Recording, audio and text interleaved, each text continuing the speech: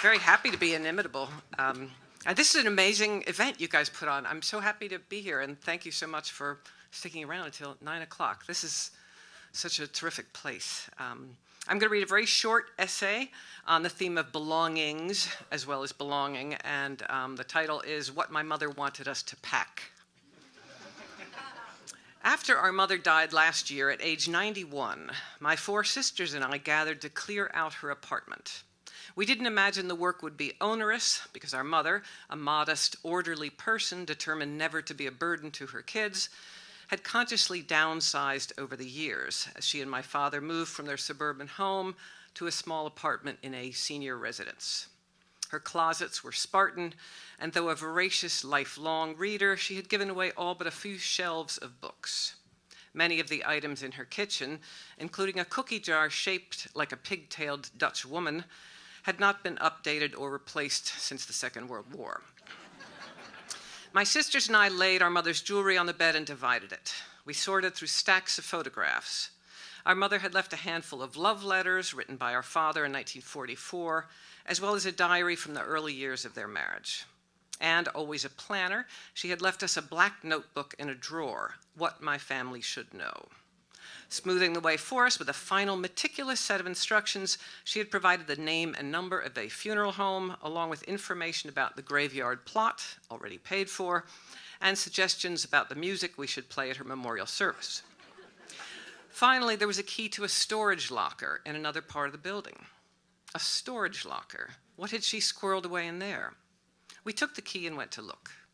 In the metal cage-like enclosure, we found 5 empty suitcases, one for each of her 5 children, in which we could transport a few mementos of our mothers that we might like to keep.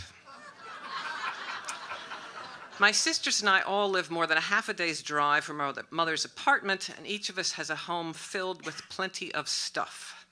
I sometimes envision the house my husband and I have shared for almost 3 decades as a cargo ship, fully loaded and listing to starboard, except that our belongings, forever at harbor, have nowhere to go. Do we still need my spouse's high school wrestling trophies, or the bolts of fabric I purchased 20 years ago and never made into clothing? Or what about the rolling toy telephone with eyeballs? No 21st century baby would recognize it to be a telephone.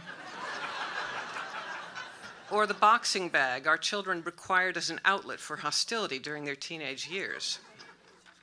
Meaning has stealthily attached itself to these objects. I am unlikely to spend an evening playing Hungry Hungry Hippos or tending to the family of American Girl dolls that lie in wait in the dark of a closet as if for the sound of trumpets announcing the second coming. Still, I can't let them go. I knew that anything I brought home from my mother's apartment would simply be an addition to my own vast ship of stuff.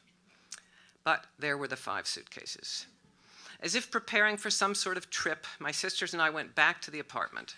We started to pack. One sister wanted the white glass tray, which for 40 years had graced the top of our mother's dresser.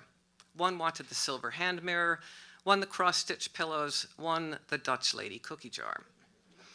Item by item, our suitcases filled. How could we abandon our mother's little gate-legged table, or the lovely blue bowl that for decades had sat atop it? And what about her hand-knit afghan, her embroidered tablecloths, the objects she had retained for comfort in her final years? We went to the liquor store for boxes, which were soon full of things we weren't willing to part with. If my mother had been with us, I think she would have told us to jettison her belongings and instead to talk and spend time with one another as we were scattered across the country and gathered together only once a year. The suitcases she had left behind were a final piece of maternal advice. The beloved tokens of a life must be left behind and committed to memory, pack lightly, and learn to let the rest go.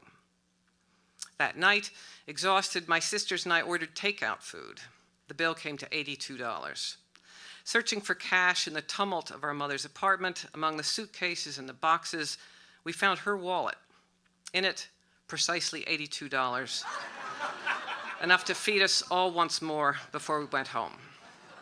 Thank you.